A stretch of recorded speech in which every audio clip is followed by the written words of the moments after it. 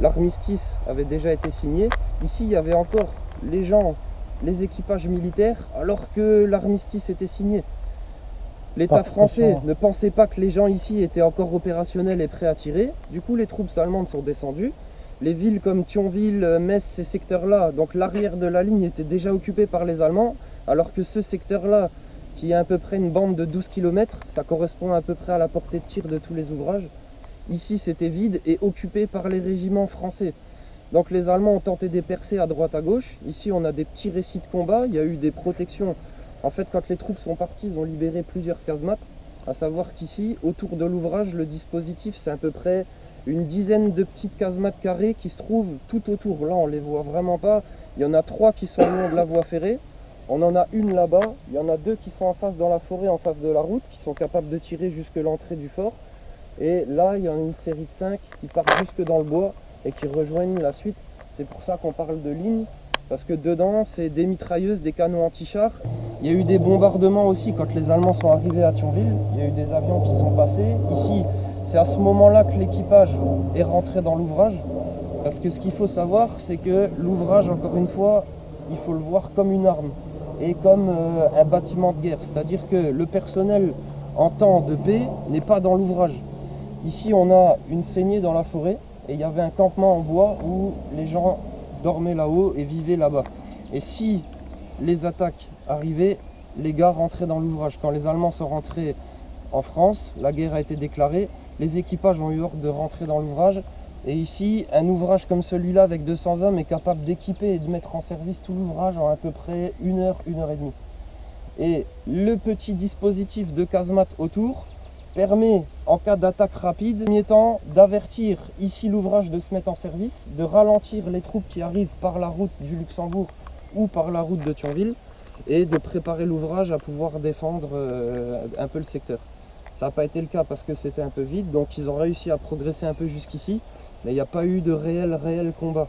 Le bombardement qui a eu lieu ici, il a eu lieu entre le bloc 1 et 2. Il y a une personne qui est décédée au fort, c'est la seule personne de l'ouvrage qui est décédée ici. En fin de compte, ils sont partis en patrouille. On peut voir le réseau de barbelés qui est tout au bout, et en fait le réseau fait tout le tour. Toute la série d'arbres n'était pas aussi grande, voire existait quasiment pas. Cette partie-là existait parce qu'il y a le bois qui est derrière, mais cette partie-là c'était complètement libre, et là on pouvait voir jusque quasiment 2-3 km. Donc tout le secteur de la vallée de la Moselle, on pouvait déjà voir si les ouvrages étaient en activité ou pas. Donc en fait le personnel ici allait simplement le long du réseau de barbelés ou placer des mines, parce que le réseau était miné. Aujourd'hui il y a l'anneau était toujours présent, l'anneau route, et l'entrée était fermée avec du barbelé et piégée par des mines. Il y a les 2 niches qu'on verra par la suite qui servaient à planquer les mines. Donc en fait le gars est monté en haut, ils ont pris un bombardement en fait entre les 2 blocs. Il n'y a personne qui est venu les chercher tout de suite. Il y a un guetteur qui les a vus à la cloche d'entrée, parce qu'on peut mettre des dispositifs de périscope ou simplement voir ce qui se passe. Et ils ont envoyé un gars. Il y a un gars qui a eu le courage de sortir, parce qu'en fait ici, là il fait beau et tout, et il n'y a pas eu de gros combat, mais ils ont quand même lancé quelques attaques ici, parce qu'ils savaient déjà qu'il y avait les ouvrages. Donc pour un petit peu dire aux gens qu'on était là en train d'arriver, ils ont un peu bombardé le secteur. Donc cette personne a été touchée. Ses 2 collègues qui étaient avec lui ont simplement été blessés. Il y en a un qui a réussi à rentrer vers l'entrée du fort.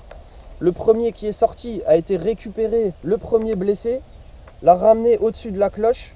Des équipages de l'ouvrage l'ont rentré et il est reparti rechercher le deuxième et rentrer sur son dos en fait, sur cette distance-là jusqu'à l'entrée de l'ouvrage. Et bon, on pense qu'il est mort au-dessus parce que ça a été quand même une attaque. Quand ils ont repris l'ouvrage, ici il reste un seul trou. Il y en avait 2 ou 3, c'est des trous qui font à peu près 2-3 mètres. À mon avis, il a été assez sévèrement touché et puis il a dû décéder sur le trajet avant de rentrer. Bon, ben, on rentrera par la porte navale. Allez-y, rentrez, et c'est la première porte à gauche. Je vais fermer la porte. Attends, il y a des gens qui arrivent là. Ah, il y a des gens. Ouais, il t'a dit de prendre. Ah oui. Il t'a dit d'attendre pour. Venez. Alors, avec eux, j'ai déjà un peu vu les extérieurs. Je vais faire un petit peu court. Là, on a une carte un peu des environs. La ligne Maginot s'étend du nord jusqu'au sud. Et par intérêt militaire, ayant l'Allemagne et le Luxembourg à côté, la région la plus protégée, la plus fortifiée de France se trouve ici. Donc c'est cette partie-là. Donc la pluie fortifiée, c'est-à-dire que ici les gros ouvrages et les petits comme ici, un gros ouvrage, ici vous voyez une galerie qui fait à peu près 300 mètres, un gros ouvrage c'est une galerie qui fait 1,5 km quasiment. C'est des ouvrages où les blocs de combat se trouvent dans la forêt en face par exemple. Voilà. Donc ici, en fait, ce petit ouvrage se trouve à moins de 2 km du plus gros qui est en direction de Bassam-Königsmacker. Et ici, le plus proche, 2 km, 3 km, qui est à Molvange, direction du Luxembourg. Donc nous, on se trouve ici. Là, vous pouvez voir donc, les plans de l'ouvrage. Ça, c'est pour tout le monde, hein, on ne les a pas encore vus. Là, on verra le bloc 1 et le bloc 2 en bas. On verra simplement le haut de l'escalier du bloc 1. Normalement, c'est une partie qu'on ne fait pas visiter, donc il faudra faire attention. On montera quelques-uns par quelques-uns. On verra les cuisines, la salle des moteurs et le bloc 3 avec la tourelle extérieure. Si vous voulez, après, vous pourrez aller sur le dessus de l'ouvrage. Il fait beau en plus, ça ira. Voilà, donc pour cette chambre de tir, alors ici, c'est la pièce qu'on retrouve le plus fréquemment dans la ligne. C'est la pièce de base de protection d'une casemate extérieure. Les autres ouvrages sont enterrés ou de plein pied sous la montagne. Ici, on est à peu près maintenant déjà en dessous de 2,50 m de béton, 3 mètres, plus 50 cm de terre ici et à peu près 1 à 2 mètres au fond de l'ouvrage. Ici, on se trouve à l'arrière de l'ouvrage, étant donné que c'est le côté français. 2,50 m de béton? Oui, en fait, l'entrée que vous avez vue, vous voyez une espèce de visière. Toute la partie supérieure fait à peu près 2,50 m, c'est que du béton plein avec du ferraillage à l'intérieur en protection. Sur toute la longueur? Alors ici, c'est sur toute la longueur, parce que l'ouvrage, quand il a été construit, étant donné qu'il n'y a pas de montagne ou qu'on ne pouvait pas le creuser en profondeur, ils ont décaissé toute la terre aux alentours.